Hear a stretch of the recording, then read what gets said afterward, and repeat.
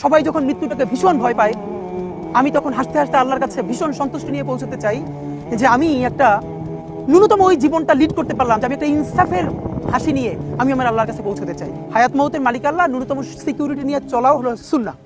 কিন্তু আমাদের লড়াইটা হলো, আমার মা স্বাভাবিকভাবেই কান্নাকাটি করেন, আমার পরিবার সবাই। তো আমি আমার মাকে বলেছি যে দেখো, মানে আমরা যে লড়াই নেমেছি, আমার একটা মনে হয় কি কোনো রাজনীতিবিদের না বাসায় মৃত্যুটা হইতে পারে না, এটা কোনো ভালো মৃত্যু না।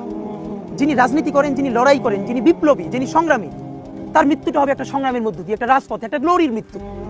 আমি তো ভীষণভাবে প্রত্যাশা করি, আমি ছোটবেলা থেকে এই স্বপ্নটা দেখি, অনেক জায়গায় বলেছি, একটা তুমুল মিছিল হচ্ছে অন্যায়ের বিরুদ্ধে। সেই মিছিলের সামনে আমি আছি, কোনো একটা বুলেট এসে আমার বুকটা হয়তো বিদ্ধ করে দিয়েছে, এবং সেই মিছিলে আমি হাসতে হাসতে আমি শহীদ হয়ে গেছি। এবং সবাই যখন মৃত্যুটাকে ভীষণ ভয় পায়, আমি তখন হাসতে হাসতে আল্লাহর কাছে ভীষণ সন্তুষ্টি নিয়ে পৌঁছতে চাই যে আমি একটা ন্যূনতম ওই জীবনটা লিড করতে পারলাম, যে আমি একটা ইনসাফের হাসি নিয়ে আমি আমার আল্লাহর কাছে পৌঁছতে চাই। সুতরাং আগামী 50 বছর বাঁচলাম, কোনো ইম্প্যাক্ট তৈরি হলো না আমার দিয়ে, দেশের জন্য, রাষ্ট্রের জন্য, উম্মার জন্য, জাতির জন্য। কিন্তু আমি ধরেন 5 বছর বাঁচলাম, সেটার মধ্য দিয়ে যদি আগামী 50 বছরের ইম্প্যাক্ট তৈরি হয়, তাহলে অনেকদিন বেঁচে থাকায় কি সাফল্যের? বলেন, শহীদ প্রেসিডেন্ট জিয়াউর রহমান কয়টা দিন বেঁচেছেন, কিন্তু ভাবেন আজকে পর্যন্ত উনি আমার অনুপ্রেরণা। হাঁটতে হাঁটতে আমার পা ফুলে যায়, আমি আমার টিম সেদিনকে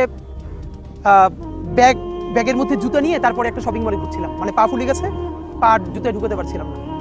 তো জিয়াউর রহমানের একটা ওনার গল্প মনে পড়ছিল, যিনি মাইলকে মাইল যখন হাঁটতেন, ওনার সাথে স্টাফদের পা ফুলে যেত, কিন্তু ওনার তো আর্মি ট্রেনিং আছে। তখন তাকে বলতো, স্যার আপনার তো আর্মি ট্রেনিং, আমরা তো আর পারি না। এই জন্য ওনাকে মানুষ রাখাল রাজা বলতো। তো আমরাও সারা বাংলাদেশের 56,000 বর্গ মাইলে হাঁটতে চাই, আমরা ইনসাফের চাষাবাদ করতে চাই, একটা স্বাধীন সার্বভৌমত্বের সততার বাংলাদেশ তৈরি করতে চাই। আল্লাহ যে কয়দিন হায়াতে রাখবেন, এই লড়াইটা করব। যেদিন নিয়ে যাবেন, আমি স্বপ্ন দেখে যেতে চাই, আমি আমাদের এমন টিম, আমি আমার সন্তানকে রেখে যেতে চাই, আমার মৃত্যুর পরে যেন এই লড়াই বন্ধ না হয়, এই লড়াই যেন বাংলাদেশে কিয়ামত পর্যন্ত জারি।